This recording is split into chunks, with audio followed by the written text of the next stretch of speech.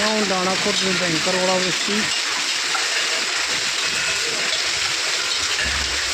दोस्तों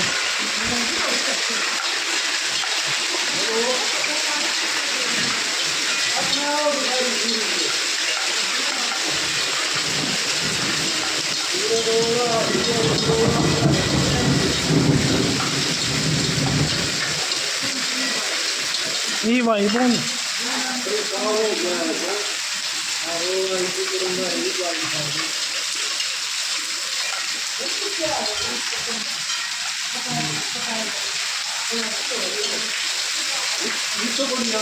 एक बेकार आऊँ रही अंदर इतना तो नुकसान हो गया,